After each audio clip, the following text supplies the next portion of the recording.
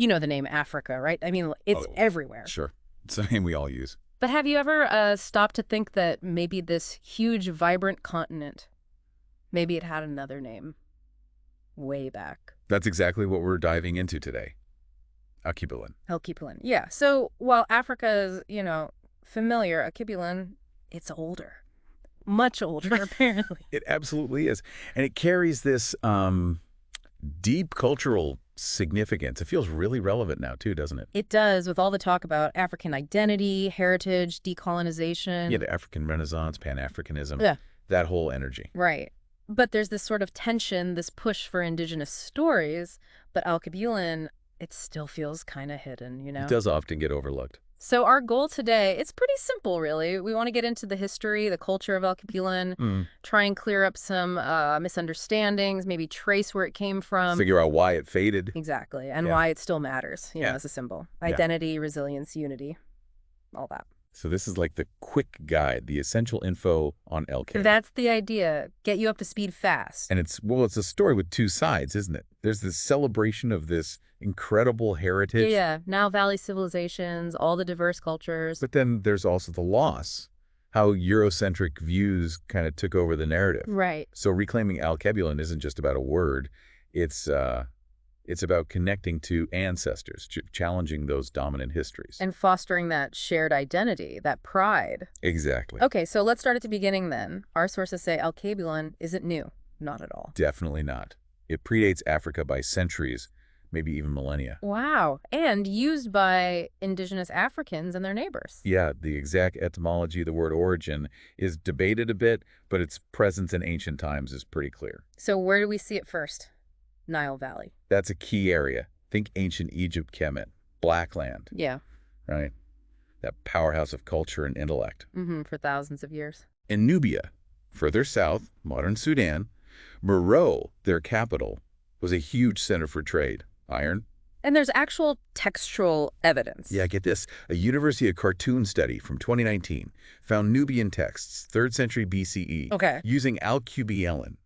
And linguists think that likely evolved into Alkebulan. And the meaning, what did they think that meant? Possibly land of the blacks, or maybe even motherland. Motherland, that feels significant. It really does. That idea connects to so many African cultures that see the continent as the cradle of humanity. You see that thread, don't you? Origin, nurturing land. It's consistent. And another study, Journal of African Cultural Studies in 2021, suggested it might come from the Arabic root QBL, meaning to be fertile. Fertile land, birthplace, it all fits. It connects to the natural abundance, and, well, Africa is the origin point. Which archaeology backs up, right? Like Lucy. Exactly.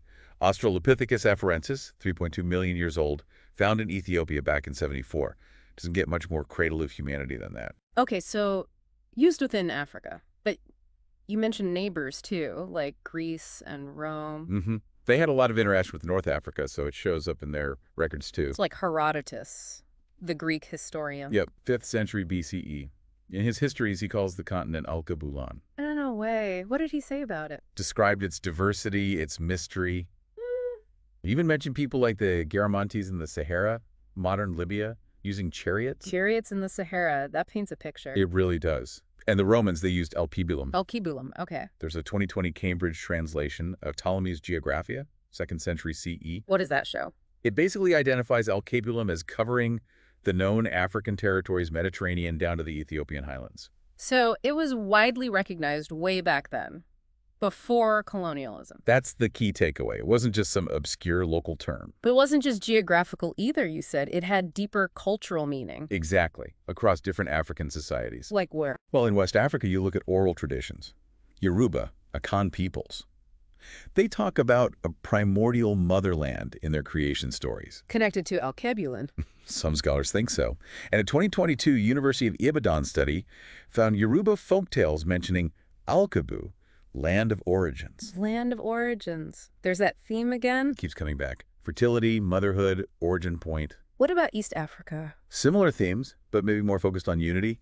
Maasai oral histories from Kenya and Tanzania. Yeah. They speak of a great land that unites all peoples. Echoes of Pan-Africanism, really. Wow. Even back then. And a 2023 University of Nairobi study found Maasai elders see it as a symbol of resilience, against outside forces. So across the board, Alkebulan meant shared identity, pride, heritage, not just a place on a map. Precisely. It carried real weight. Okay, so if Alkebulan was so established, so meaningful, how on earth did Africa take over? Well, that's where colonialism comes in force. It was deliberate, a suppression. The sources suggest it was. A gradual replacement, yes, but ultimately aimed at imposing European narratives and control. It had lasting consequences. So where did Africa even come from? It started small, actually. With the Romans, they called their province in North Africa, around modern Tunisia, Africa Proconsularis. After they beat Carthage. Exactly, around 146 BCE.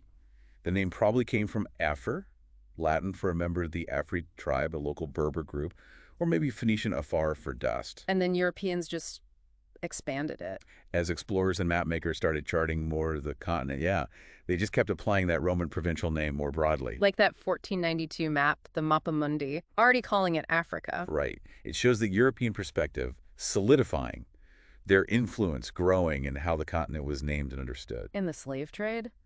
That must have had a huge impact, too. Absolutely devastating. We're talking 12 to 15 million people forcibly removed, according to the Transatlantic Slave Trade Database. Unimaginable. And when you tear people away from their homes, their languages, cultures, histories, indigenous names like Alkebulan often get lost in that trauma, especially in the diaspora. But the real turning point for erasing Alkebulan specifically, that was the scramble for Africa, late 19th, early 20th century. Yeah, that period was critical, 1884 to 1914.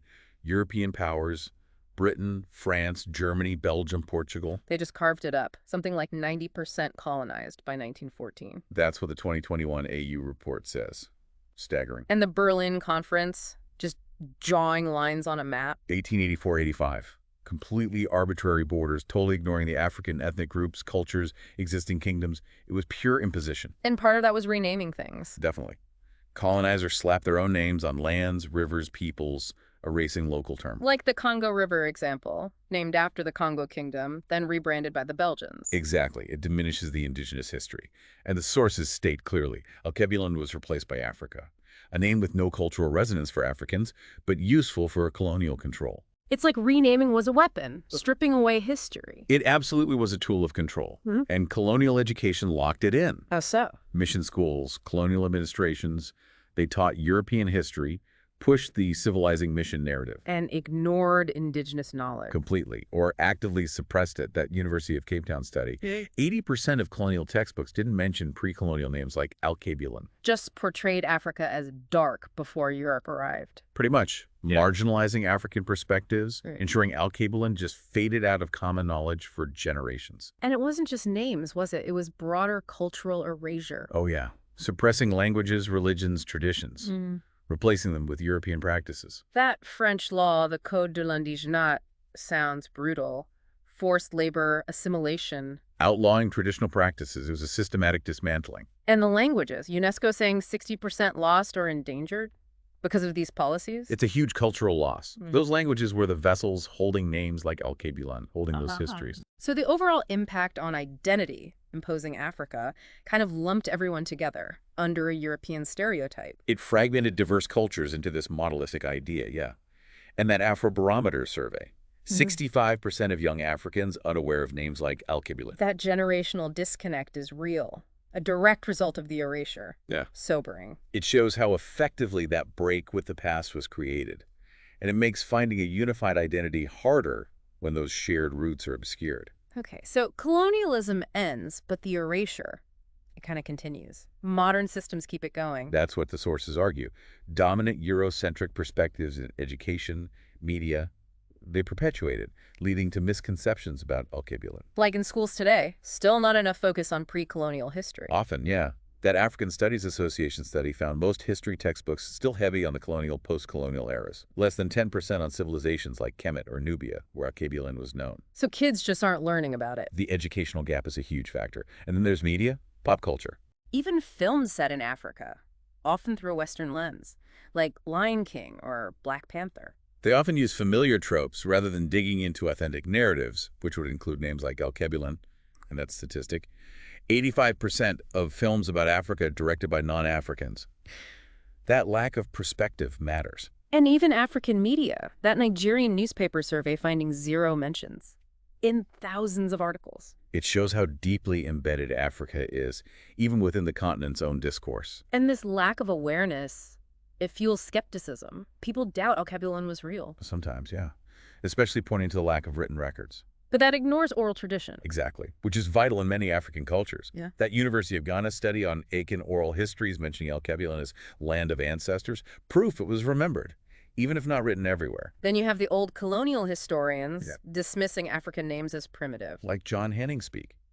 That kind of bias unfortunately legitimized European terms, and disturbingly, it still echoes sometimes. Even in academia today, questioning Alkebulan because it's not in the mainstream Eurocentric history books. It happens. That debate at the Pan-African Conference. 40% doubting its usage despite the evidence. It highlights the challenge. And globalization makes it worse. In a way, yes. By prioritizing Western norms, international bodies, UN, World Bank, they only use Africa. So that reinforces its dominance globally. Yeah, the AU report noted almost no global media uses Alkebulan, even for pre-colonial history. This standardization really hinders indigenous names from gaining ground. It perpetuates the disconnect. Wow, okay. But despite all that, the erasure, the obscurity, Alkebulan still holds power as a symbol. Absolutely. Of identity, resilience, unity. Its different meanings across cultures reflect the continent's own diversity. And reviving it feels like decolonization in action, reclaiming culture. It really does. Think back to that motherhood and fertility idea. Right, the etymology. The Zulu creation myths of a great mother. Some scholars connect that to Alkebulan. And the University of KwaZulu-Natal study. Zulu elders seeing it as a metaphor for nurturing abundance tied to the land. It really captures that life-giving essence, doesn't it? Which science confirms with Africa's incredible biodiversity. 25% of the world's species. Alkebulan feels like it honors that natural wealth, that foundational role. And the unity aspect. That's powerful too, Pan-Africanism. Yeah, leaders like Nkrumah, Garvey, they were already using pre-colonial names to inspire pride back in the 20th century. That AU chairperson calling it a rallying cry for unity. It shows it's still relevant. A symbol for a shared heritage, pushing back against fragmentation. And maybe a foundation for things like the Continental Free Trade Area. Practical unity. Potentially. That Afrobarometer survey showed huge support for unity, and cultural reclamation is seen as part of that. Reviving Alkebulan could be a powerful symbolic underpinning for that movement. Bridging cultures under one meaningful indigenous name. Precisely. And don't forget resistance. Alkebulan as defiance against colonialism. Right. Activists like Cabral, Biko, calling for a return to indigenous knowledge for empowerment. Cabral's quote, "To reclaim our names is to reclaim our dignity." Alkebulan embodies that. Rejecting colonial narratives, asserting African agency. We have our own history, our own identity. Exactly. And you see it today, that Alkebulan festival in Accra. Yeah, 50,000 people. With organizers calling it a reclamation of our identity. It's happening now. Challenging stereotypes, fostering pride, connecting past and present. So reclaiming Alkebulan, it feels essential then, for heritage, for unity. It's a way to reconnect, challenge dominant narratives. A step towards decolonization, a fuller history for everyone to understand. And education is key, getting Alkebulan into the curriculum. Absolutely. Pre-colonial history, the civilizations. The AU textbook initiative is a start. Reaching 10 million students, that's good. But needs expansion. Teacher training, digital resources. Got to reach the next generation. And public awareness beyond schools. Crucial. Governments, cultural groups, promoting it. Media, museums, festivals, make it a household name again. Like that festival or the South African Know Your Roots campaign. Exactly. Use billboards, social media. Meet people where they are. Media itself needs to step up too, right? Prioritize African perspectives. Amplify Alkebulan. Journalism, film, books. African filmmakers making documentaries, authors using the name. Like that Alkebulan Rising documentary getting views, or the Voices of Alkebulan anthology selling well, shows there's an audience. There is definitely an interest. And finally, policy. Institutional support. Governments, international bodies actually backing the revival. Yeah, the AU potentially adopting it as an alternative name, that would be huge. And national governments incentivizing its use in schools and media. Grants for projects, that kind of thing. Make it easier, make it visible. And global recognition helps too. Like the UN acknowledging it, UNESCO mentioning it in that heritage resolution. Steps like that legitimize it globally. They start to counter the dominance of Africa in that international sphere. Weave Alkebulan back into the global story. Acknowledge its history. Exactly. recognize the power of indigenous names in shaping how we all understand the world. So that was quite a journey through Alkebulan, its ancient history, how it was erased, and why it still resonates so strongly today. hmm As a symbol of identity, resilience, that whole process of decolonization, It's definitely more than just a name. much more. It's about reconnecting, questioning imposed narratives, building that unity and pride. So for everyone listening, now that you know this story, this name Alkebulan, maybe you think about what it means. Yeah, the power of names, the stories they hold. Does learning about Alkebulan change how you think about history or identity? Perhaps it makes you wonder, what other histories are out there waiting to be rediscovered? We definitely encourage you to keep exploring African history and culture. There's so much more. Absolutely. Ultimately, the story of Alkebulan is a reminder, isn't it? That understanding and honoring the past, that's how we build a more inclusive, empowered future for everyone.